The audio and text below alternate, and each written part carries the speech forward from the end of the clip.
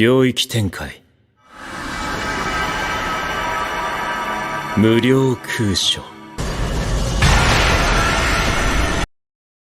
What's up guys, JUMPSTARS just released. I want to give some tips on one of the stronger characters in the game so far. Gojo is definitely a threat if you don't know how to deal with him. I just pulled him yesterday, he's been such a blast to play. Before we get into a general overview of Gojo and what he's capable of, make sure you guys are claiming these kills on screen in order to get a little boost in leveling and possibly pulling him. I got pretty lucky since he wasn't on the banner when I got him, but I'm sure you guys could pull him just as easily as I did by getting these extra gems.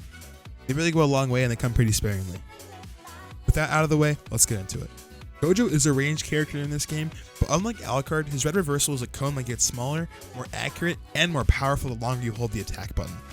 He's a great support character, but also has the abilities to make big plays in tight matches as well. His super or his blue is very strong. It's a circle that groups enemies together and deals damage when it hits. It's very good to coordinate plays and grab players from behind walls or bushes. You can pair blue with a beam from Goku or barrage from Jotaro to really make teams pay for mistakes in grouping up. His hypercharge is incredibly strong as well, with his domain expansion doing amazing damage. He does deserve a spot on any ranked team when that does come out eventually, and he pairs pretty well with anybody in the game. My go-to Gojo build is on screen. It's not completely maxed out yet since the hypercharge is quite hard to get. As you can see, his max health is 6,400, his damage is 2,100, and his blue is 2,800 damage as well. Going down the line, I do use the curse detection add-on. It allows you to see enemies and teammates through bushes and walls and reveals how much super bar they have. This gives so much value to a team as well as to yourself because you can coordinate dives and plays on unsuspecting bush campers. I'd personally say this is more valuable than the other add-on that gives you 2 seconds of invincibility. Because with this gear, you basically have wall hacks for your team and you're providing more value as a whole. But the parry concept is pretty cool in itself with the 2 seconds you get. This gadget does only have 3 uses in a match, so there is some game sense needed in order to pop it correctly and on time. The first gear I use is the bigger range add-on because it helps you squeak out those kills that you wouldn't normally get as well as potentially hurting more than one person. Next, I do use the reverse curse tech as my star boost because it makes up for that 2 seconds of invincibility that we don't have. You're gaining health back on kill as well as improved healing so you can essentially keep snowballing, stay in the fight, and provide more value the longer you live.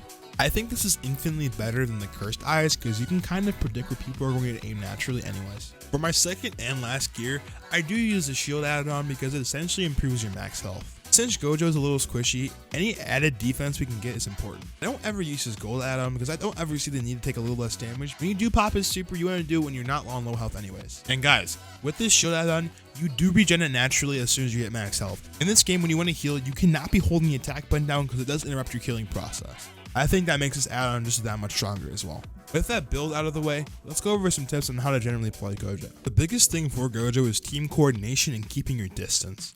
If an Ichigo or a Guts gets close enough, you're essentially done for. Your cone won't charge at the rate that they'll do damage to you. That's why it's best to keep your distance and use your gadget to know where these tricky players are at all times. That way you can zone yourself properly and still provide value to your team. Additionally, on Gojo on most game modes, you want to control the middle of the map at range. Doing this and spamming your red down mid forces players to other lanes where your teammates can coordinate a play to pick off enemies. Combined with how fast your blue comes back, you can still hold down mid while popping your blue on the left or right lanes when needed. Speaking of blue, if you're playing with friends, it's really easy and rewarding to pair with the beams in the game or really any of the supers. Most of the time, these will be free kills. Blue is such a great utility in general.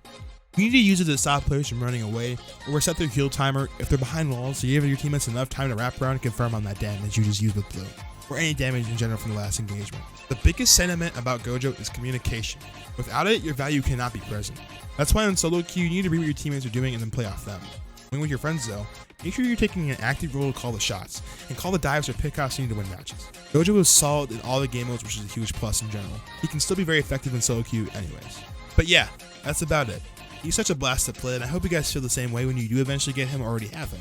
He's my favorite character I've tried so far, and once I get his hypercharge, he's going to be even better. If you learned something new, or enjoy this style of content, leave a like and comment which character I should grind for next to showcase. Thank you guys so much for watching, and have an awesome day. Enjoy your time on JUMPSTARS.